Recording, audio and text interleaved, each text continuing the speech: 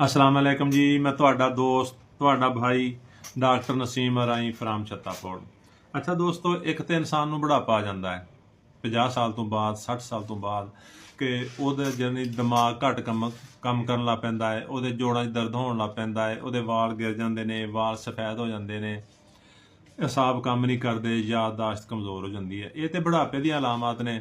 ਤੇ ਅਗਰ ਕਿਸੇ ਦੋਸਤ ਨੂੰ, ਭਾਈ ਨੂੰ ਨੌਜਵਾਨੀ ਦੇ ਵਿੱਚ, ਅਧੇੜ ਉਮਰੀ ਦੇ ਵਿੱਚ ਬੁਢਾਪੇ ਵਾਲੀਆਂ ਬਿਮਾਰੀਆਂ ਸ਼ੁਰੂ ਹੋ ਜਾਣ ਤੇ ਉਹਦੇ ਸਾਰੇ ਕੰਮ ਹੀ ਪੈਂਡਿੰਗ ਹੋ ਜਾਂਦੇ ਆ, ਉਹ ਕੋਈ ਕੰਮ ਨਹੀਂ ਕਰ ਸਕਦਾ। ਅਗਰ ਨੌਜਵਾਨੀ 'ਚ ਬੁਢਾਪੇ 'ਚ ਵਾਲ ਗਿਰਨੇ ਸ਼ੁਰੂ ਹੋ ਜਾਣ, ਜਿਸਮ ਠੰਡਾ ਹੋਣਾ ਸ਼ੁਰੂ ਹੋ ਜਾਏ, ਕਮਜ਼ੋਰੀ ਹੋ ਜਾਵੇ, ਘੁਟਨਿਆਂ 'ਚ ਦਰਦ ਸ਼ੁਰੂ ਹੋ ਜਾਵੇ, ਜੋੜਾਂ 'ਚ ਸਾਰਿਆਂ 'ਚ ਦਰਦ ਹੋਣਾ ਸ਼ੁਰੂ ਹੋ ਜਾਵੇ, ਤੇ ਬੜੀ ਪਰੇਸ਼ਾਨੀ ਦੀ ਗੱਲ ਆ ਨਾ ਕਿ ਇਨਸਾਨ ਕੋਈ ਕੰਮ ਨਹੀਂ ਕਰ ਸਕਦਾ, ਉਹਦੀ ਯਾਦਦਾਸ਼ਤ ਕਮਜ਼ੋਰ ਹੋਵੇ, ਕਿਤੇ ਮੋਬਾਈਲ ਰੱਖਿਆ ਭੁੱਲ ਗਿਆ, ਕਿਸੇ ਨਾਲ ਮਿਲਣਾ ਸੀ ਭੁੱਲ ਗਿਆ, ਜਾਂ ਖਾਸ ਤੌਰ 'ਤੇ ਨੌਜਵਾਨੀ ਦੇ ਵਿੱਚ ਜਦੋਂ ਕੰਮ ਦੇ ਦਿਨ ਹੁੰਦੇ ਨੇ ਉਦੋਂ ਇਹ ਬਿਮਾਰੀ ਪੈਦਾ ਹੋ ਜਾਵੇ ਕਿ ਇਨਸਾਨ ਜਿਹੜੀ ਰੋਜ਼ਮਰਾ ਦੇ ਕੰਮ ਨੇ ਉਹ ਜਾਰੀ ਨਾ ਰੱਖ ਸਕੇ, ਉਹਦੀ ਯਾਦਦਾਸ਼ਤ ਕਮਜ਼ੋਰ ਹੋ ਜਾਏ, ਉਹਦੇ ਜਿਸਮ 'ਚ ਦਰਦਾਂ ਹੋਣ ਲੱਗ ਪੈਣ, ਉਹਦੇ ਪੱਠਿਆਂ 'ਚ ਦਰਦ ਹੋਣ, ਉਹਦੇ ਜੋੜਾਂ 'ਚ ਦਰਦ ਹੋਣ, ਸੁੰਨਪਨ ਹੋਣਾ ਸ਼ੁਰੂ ਹੋ ਜਾਵੇ। ਇਸ ਤਰ੍ਹਾਂ ਦੀਆਂ ਬਿਮਾਰੀਆਂ ਜਿਹੜੀਆਂ ਕਿ ਬੁਢਾਪੇ 'ਚ ਹੁੰਦੀਆਂ ਨੇ 60 ਸਾਲ ਦੇ ਵਿੱਚ, 70 ਸਾਲ ਦੇ ਵਿੱਚ।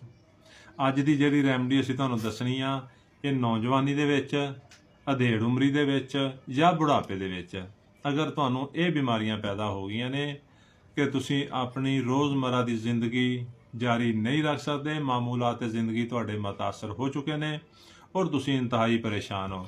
ਡਾਕਟਰਾਂ ਕੋਲ ਜਾਂਦੇ ਹੋ, ਡਾਕਟਰ ਤੁਹਾਨੂੰ 2-2, 3-3 ਗੋਲੀਆਂ ਲਿਖ ਕੇ ਦੇ ਰਹੇ ਨੇ, ਕੋਈ ਤਾਕਤ ਦੀ ਗੋਲੀ ਲਿਖ ਕੇ ਦੇ ਰਿਹਾ ਹੈ, ਕੋਈ ਜੋੜ ਦਰਦ ਦੀ ਗੋਲੀ ਲਿਖ ਕੇ ਦੇ ਰਿਹਾ ਹੈ, ਕੋਈ ਪੇਨ ਕਿਲਰ ਲਿਖ ਕੇ ਦੇ ਰਿਹਾ ਹੈ ਕਿ ਜੀ ਇਹ ਤੁਸੀਂ ਖਾਓ ਠੀਕ ਹੋ ਜਾਓਗੇ, ਲੇਕਿਨ ਤੁਸੀਂ ਠੀਕ ਨਹੀਂ ਹੋ ਰਹੇ, ਕਿਉਂਕਿ ਇਹ ਜਿਹੜੀਆਂ ਅਲਾਮਤ ਨੇ, ਜਿਹੜੀਆਂ ਬੁਢਾਪੇ ਦੀਆਂ ਅਲਾਮਤ ਨੌਜਵਾਨੀ 'ਚ ਔਰ ਅਧੇੜ ਉਮਰੀ 'ਚ ਸ਼ੁਰੂ ਹੋ ਜਾਂਦੀਆਂ ਨੇ, ਇਹ ਜਲਦੀ ਠੀਕ ਨਹੀਂ ਹੁੰਦੀਆਂ। ਇਹਦੀ ਪ੍ਰਾਪਰ ਹੀ ਦਵਾਈ ਹੋਵੇ ਤੇ ਫਿਰ ਹੀ ਮਰੀਜ਼ ਠੀਕ ਹੋ ਸਕਦਾ ਹੈ। ਅੱਜ ਅਸੀਂ ਤੁਹਾਨੂੰ ਇੱਕ ਐਸੀ ਰੈਮਡੀ ਦੱਸਣੀ ਆ, ਹੋਮੀਓਪੈਥਿਕ ਦਵਾ ਦੀ। ਹੋਮੀਓਪੈਥਿਕ ਤਰੀਕਾ ਇਲਾਜ ਇੱਕ ਪਰਫੈਕਟ ਤਰੀਕਾ ਇਲਾਜ ਆ ਜਿਹੜਾ ਹਰ ਉਮਰ ਦੇ ਅਫਰਾਦ ਨੂੰ ਠੀਕ ਕਰ ਸਕਦਾ ਹੈ ਔਰ ਮੁਕੰਮਲ ਤੌਰ 'ਤੇ ਠੀਕ ਕਰ ਸਕਦਾ ਹੈ।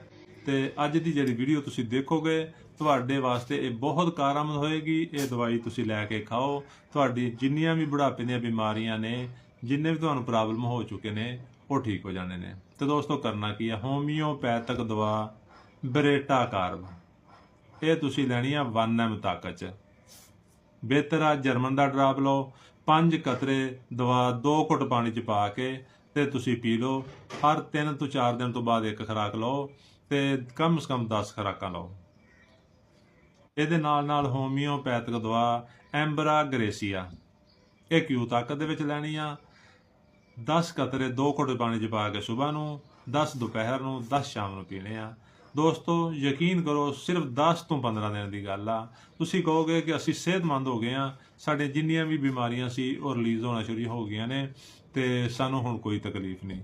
ਸਾਡੀ ਵੀਡੀਓ ਨੂੰ ਲਾਈਕ ਤੇ ਸ਼ੇਅਰ ਕਰੋ ਤਾਂ ਕਿ ਤੁਹਾਡਾ ਤੇ ਸਾਡਾ ਰਾਬਤਾ ਰਹੇ ਔਰ ਲੋਕਾਂ ਨੂੰ ਫਾਇਦਾ ਪਹੁੰਚੇ। ਸਾਡੇ ਅਕਾਊਂਟ ਨੂੰ ਫਾਲੋ ਕਰੋ। ਸ਼ੁਕਰੀਆ। ਅੱਲਾ ਹਾਫਿਜ਼।